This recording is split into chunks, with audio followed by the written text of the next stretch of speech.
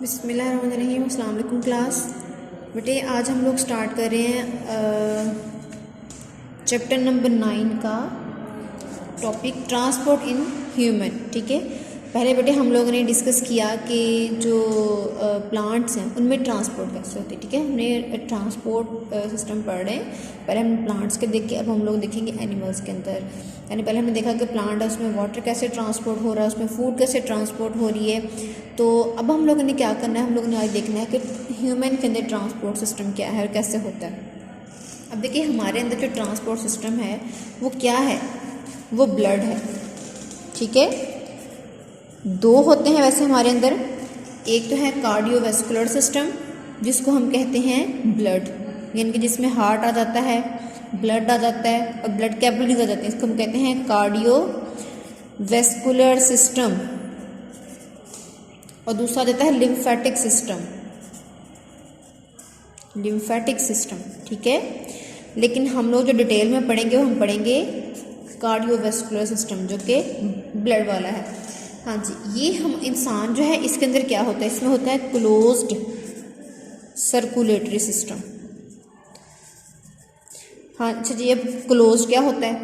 Close circulatory system वो वाला circulatory system है जिसमें ब्लड जो है to the whole circulation blood capillaries के अंदर ही रहता है। ठीक है, कुछ है एनिमल्स हैं जिनमें हम देखेंगे क्या होता है कि ब्लड जो है कंप्लीट जो है वो क्लोज सर्कुलेटरी सिस्टम नहीं है, ओपन सर्कुलेटरी सिस्टम है। ठीक है, यानी ये कुछ हिस्सा उसका कैपिलरीज के अंदर भी रहता है, फिर वो ओपन भी हो जाता है, ओपनली टिश्यू के साथ जाके वो कॉन्टैक्ट करता है। लेकिन हमारा जो इंसान का ब्लड सर्कुलेटरी सिस्टम है ये कैसा है, इसमें क्या होता है कि इसमें टू दी होल सर्कुलेशन जो ब्लड है वो कैपिलरीज के अंदर ही रहता है। हार्ट से ब्लड जाता है बॉडी में, बॉडी से वापस आता है हार्ट के अंदर। ठीक है, लंग्स में भी जाता है। ठीक है, लेकिन सारी जो इसकी ट्रांसपोर्ट है वो किसके अंदर होती है, वो ब्लड कैपिलरीज के अंदर ही होती है। कहीं भी एक दफ़ा भी ब्लड जो है कैपिलरीज से बाहर निकल सकता है। तो हमारा कंप्लीट जो है वो क्लोज सर्कुलेटरी सिस्टम है। ठीक है, अब हमारा जो सर्कुलेटरी सिस्टम है इसके कंपोनेंट्स क्या क्या हैं, यानी कि ये हमारा जो सर्कुलेटरी सिस्टम है ये किस किस पे मुश्तमिल है। ये सबसे पहले तो आ जाता है इसमें हार्ट आ जाता है। मेन पंपिंग ऑर्गन तो हार्ट ही है ना, वो ब्लड पंप करेगा तो आगे सप्लाई होगा ना। उसके बाद क्या है, ब्लड जिसको पंप करना है। थर्ड चीज़ क्या है, ब्लड वेसल्स। ठीक है, जिन्होंने ब्लड को पूरी बॉडी में सप्लाई करना है। क्या चीज़ें हैं, तीन है इसमें कंपोनेंट्स, एक हार्ट है, एक ब्लड है, एक ब्लड वेसल है, जिन्होंने ब्लड को सप्लाई करना है पूरी बॉडी के अंदर। ठीक है, अच्छा जी, अब हम देखते हैं जो ब्लड है वो होता कैसा है। ठीक है, हार्ट को और ब्लड वेसल्स को हम ज़रा बाद में डिस्कस करेंगे, पहले हम ब्लड को डिस्कस करते हैं। ठीक है, जो ब्लड हमने पढ़ना है, देखना है, जो ब्लड जिसको सप्लाई करना पूरी बॉडी में, आखिर उसमें होता क्या है, वो क्यों पूरी बॉडी में सप्लाई किया जाता है, उसकी सप्लाई करने का मकसद क्या है, वो किस किस चीज़ को अपने साथ लेके जाता है और ब्लड किस किस चीज़ से मिलके बना है। पहले हमने उसकी देखनी है कंपोजिशन कि ब्लड कैसा है, कंपोजिशन कैसी है। मैंने आपको बताया था कि कनेक्टिव टिश्यू से एक दिन हम बात कर रहे थे, उसकी मैंने बताया था आपको कि एडिपोज टिश्यू कनेक्टिव टिश्यू होते हैं। ठीक है, बोन, कार्टिलेज, ठीक है, वो सारे कहते हैं कनेक्टिव टिश्यू थे। साथ हमने एक बात की थी ब्लड की भी कि जो ब्लड होता है वो भी क्या होता है, कनेक्टिव टिश्यू होता है। तो आज हम देखते हैं क्या है बॉडी ब्लड होता किस पे मुश्तमिल है। ये एक ब्लड है क्या चीज़, ये एक बॉडी फ्लूइड है। ठीक है, बॉडी के अंदर एक फ्लूइड है जो पूरी बॉडी में सर्कुलेट करता है। हमारी बॉडी में जो चीज़ें हैं सेल लेवल तक ट्रांसपोर्ट करनी हम लोगों ने, वो किसके थ्रू होती हैं, ब्लड के थ्रू होती है। ये हमारा बॉडी फ्लूइड है। ठीक है, हमारी बॉडी की ट्रांसपोर्ट सिस्टम है ये वाला। होता क्या है, ये कनेक्टिव टिश्यू है। ठीक है, डिफरेंट चीज़ों से मिलकर बना है इसलिए कनेक्टिव टिश्यू है। कंपोजिशन कैसी होती है इसकी, कंपोजिशन ऐसी होती है कि ब्लड के अंदर 55% क्या होता है, प्लाज्मा होता है, और 45% क्या होता है, इसमें ब्लड सेल्स होते हैं, जिसमें रेड ब्लड सेल्स आ जाते हैं, वाइट ब्लड सेल्स आ जाते हैं और प्लेटलेट्स आ जाते हैं। ये सारे क्या हैं, ये हैं ब्लड सेल्स। ठीक है, ब्लड सेल्स 45% हिस्सा बनाते हैं ब्लड का और 55% हिस्सा कौन बनाता है, ब्लड का, प्लाज्मा। ठीक है, अब अगर देखें हमारी बॉडी में ब्लड होता कितना है, इसकी अमाउंट कितनी है हमारी बॉडी के अंदर। अगर हम अपने वेट के लिहाज से देखें तो हमारी बॉडी का 1/12 हिस्सा जो है वो हमारे वेट के हिसाब से, अगर हमारा वेट जितना हमारा वेट है उस वेट का 12th पार्ट जो होता है वो हमारा ब्लड होता है, ठीक है। अगर वैसे जनरल देखें तो कोई भी एक जो एडल्ट इंसान होता है, जो बिल्कुल जवान इंसान है, ठीक है, मुकम्मल जो ऑर्गेनिज्म है एडल्ट, ठीक है, जो एडल्ट ऑर्गेनिज्म है उसमें कितना है, उसमें 5 लीटर ब्लड होता है एडल्ट ऑर्गेनिज्म, ठीक है। जो मुकम्मल एक इंसान जब बन जाता है एक इंसान तो उसमें कितना होता है, 5 लीटर ब्लड पाया जाता है, ठीक है। चलिए जी, अब हम देखते हैं। सबसे पहले अब हमने देखना है कि पहले हमने देखा कि ब्लड जो है वो किस पे मुश्तमिल है। ब्लड किस किस चीज़ पे मुश्तमिल है, प्लाज्मा पे और ब्लड सेल्स पे, ठीक है। पहले हमने हमारे ट्रांसपोर्ट सिस्टम के कंपोनेंट्स देखे कि हमारे ट्रांसपोर्ट सिस्टम किस पे मुश्तमिल है, वो किस किस चीज़ पे कंसिस्ट करता है, वो हार्ट पे करता है, ब्लड पे करता है, ब्लड वेसल्स पे करता है। इन तीनों में से हम जस्ट अभी ब्लड को डिस्कस कर रहे हैं। फिर हमने ब्लड को देखा कि ब्लड किस किस चीज़ से मिलकर बना है। ब्लड में 55% प्लाज्मा की कंपोजिशन है, 45% ब्लड सेल्स की कंपोजिशन है। तो पहले हम डिस्कस करेंगे अब प्लाज्मा को कि जो ब्लड के अंदर प्लाज्मा है असल में वो है क्या चीज़, बाद में देखेंगे हम कि ब्लड सेल्स क्या हैं। हम देख रहे हैं कि प्लाज्मा क्या है। जो ब्लड प्लाज्मा होता है उसमें 90 से 92% वाटर होता है, यानी जो ब्लड के अंदर जो 55% प्लाज्मा पाया जाता है, ठीक है, वो किस किस चीज़ से मिलके बना है, उसमें 90 से 92% जो है वाटर होता है। समझिए सारा वाटर ही है। बाकी जो 8 से 10% रह जाती हैं चीज़ें वो कौन कौन सी हैं, वो होती हैं डिज़ोल्व सब्सटेंसेस, जो किस में डिज़ोल्व हुई होती हैं, पानी में। यानी कि सारा पानी है, ब्लड जो प्लाज्मा है सारा पानी, लेकिन उसमें बाकी जो 8 से 10% चीज़ें हैं वो क्या हैं, वो उसमें डिज़ोल्व हुई होती हैं, डिज़ोल्व सब्सटेंसेस। अब उन 8 से 10% में देखते हैं हम, हाँ जी, तो देखें फिर अब क्या है कि 8 से 10% इसमें क्या है, डिज़ोल्व सब्सटेंसेस हैं। तो बेटा जो 8 से 10% है बाकी सारा क्या हो गया, इसमें वाटर निकल गया, वो तो वाटर है सारा। अब जो 8 से 10% चीज़ें हैं वो सारी क्या हैं, वो वाटर के अंदर डिज़ोल्व फॉर्म में हैं। अब हमें देखने की जो 8 to 10% चीज़ें हैं वो हैं कौन कौन सी। उसमें 0.9% यानी कि 1% भी नहीं साल्ट्स उसमें पाए जाते हैं, ठीक है। 0.9% साल्ट्स हैं, यानी कि उस 8 से 10% में से 1% से भी कम क्या हैं, साल्ट्स हैं। अब वो साल्ट्स किस किस तरह पाए जाते हैं, जो स्टेबल साल्ट होता है हमारा सोडियम क्लोराइड जो हम घर में यूज़ करते हैं, ये इतना होता है कि कंसिडरेबल अमाउंट है, यानी कि जितना कि वो जैसे कहते हैं ना खाने में हस्बे जायका, उस तरह के जितनी किसकी अमाउंट रिक्वायर होती है उतनी के अमाउंट में पाया जाता है ब्लड के अंदर, ठीक है, हस्बे ज़रूरत कह सकते हैं आप इसको। अच्छा जी, बाकी क्या है, कैल्शियम है, मैग्नीशियम है, कॉपर है, पोटाशियम है, जिंक है। ये इनकी बिल्कुल ट्रेस अमाउंट होती है, माइनर सी अमाउंट पाई जाती है इनकी। लेकिन इनका देखें बेटे कि इनकी साल्ट्स की अमाउंट तो बहुत थोड़ी है ब्लड के अंदर, लेकिन इसका मसला ये है कि ये अगर साल्ट्स जो हैं ये अगर ब्लड के अंदर इनकी अमाउंट कम या ज़्यादा होती है थोड़ी सी भी, तो साथ ही ब्लड की पीएच चेंज हो जाती है। और आपको पता है अगर ब्लड की पीएच चेंज होगी तो ब्लड जो है वो सही प्रॉपर वर्क नहीं करेगा, उसमें जो एंजाइम्स होते हैं वो प्रॉपर वर्क नहीं करते। किसी भी एंजाइम के लिए प्रॉपर वर्क करने के लिए उसकी पीएच का होना ज़रूरी है, नॉर्मल पीएच का जितनी उसकी होती है, ठीक है।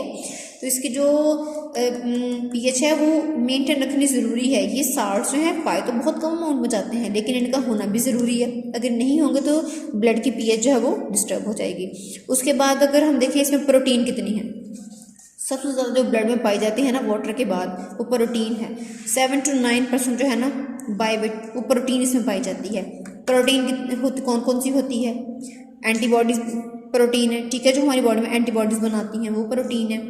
और उसके अलावा फिब्रिनोजिन है।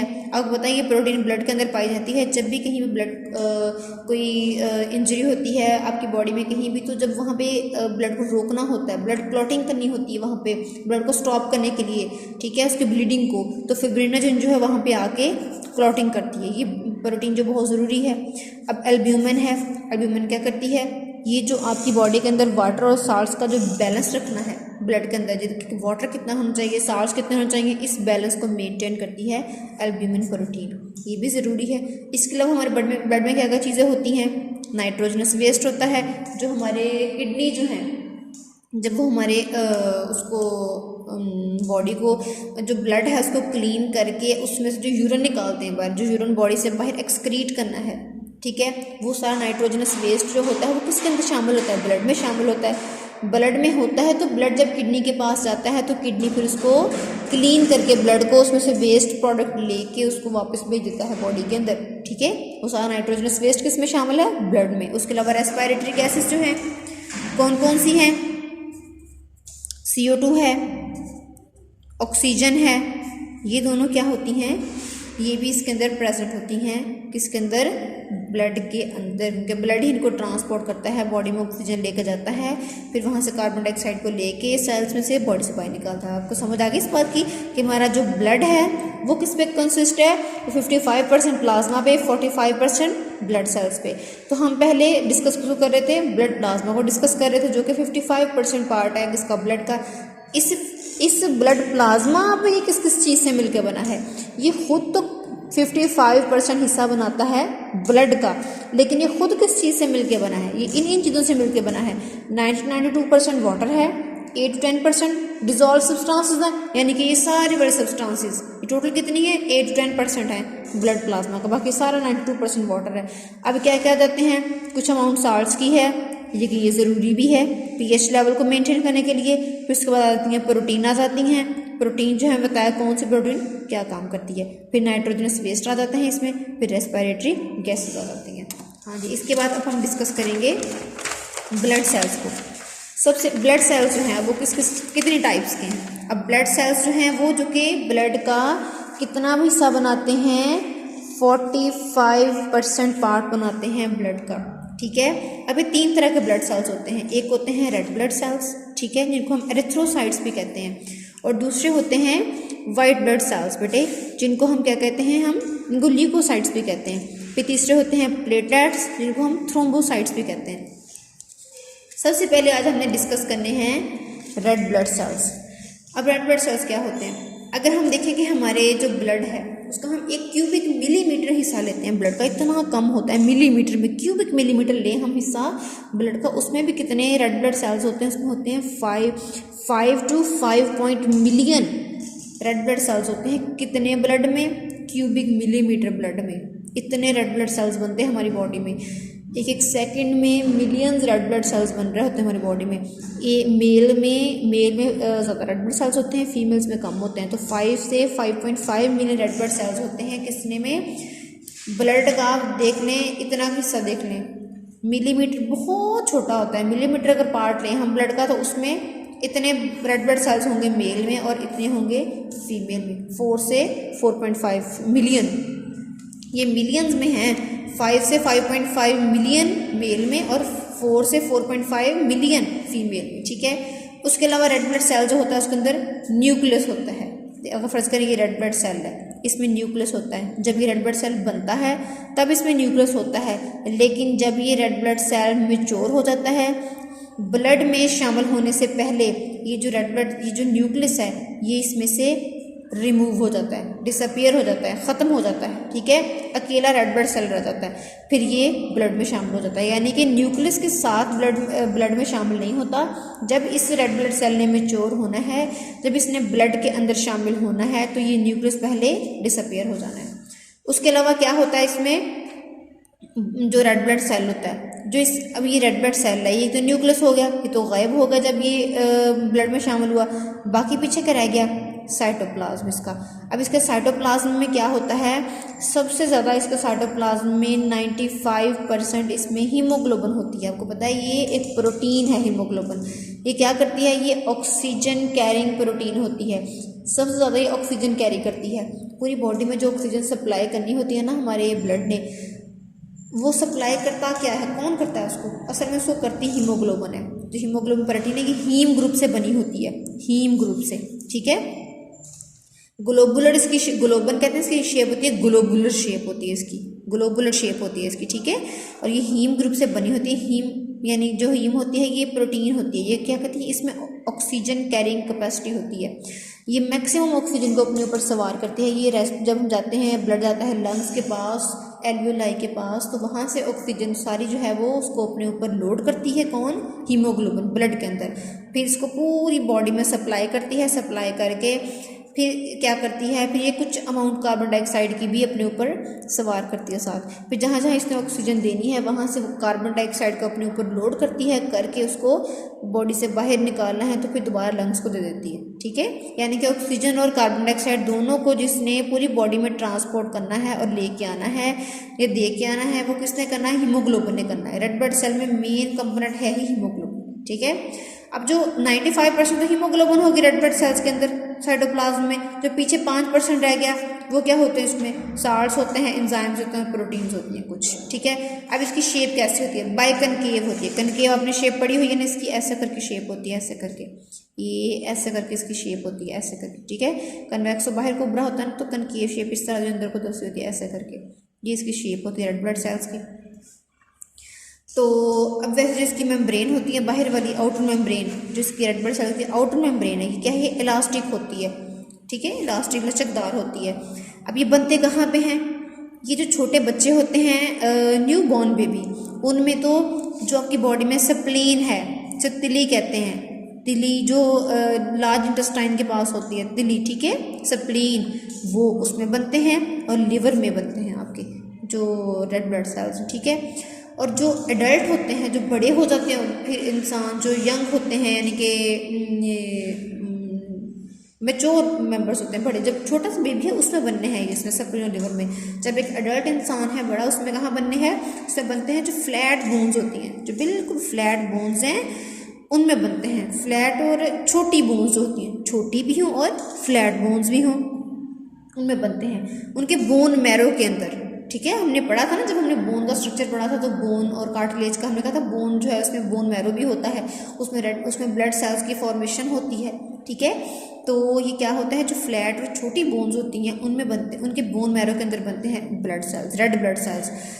अब ये कहाँ कहाँ पाई जाती हैं, जो फ्लैट बोन्स होती हैं, ये होती हैं स्टर्नम जो हुई, सीने की हड्डी, उसमें होते हैं ये, या फिर जो वर्टिब्री होती है आपकी, वर्टिब्रल कॉलम है उसमें जो वर्टिब्री है, ठीक है, स्टर्नम, और उसके अलावा जो वर्टिब्रल कॉलम है आपके, उसमें जो वर्टिब्रे होते हैं, ठीक है, वहाँ उनमें ये पाए जाते हैं, वहाँ ये बनती हैं जो उनके उस बोन के बोन मैरो के अंदर बनते हैं रेड ब्लड सेल्स। अब इनका टोटल लाइफ स्पैन कितना होता है, कितने देर जिंदा रहते हैं ये रेड ब्लड सेल्स, इनका 120 डेज का लाइफ स्पैन होता है।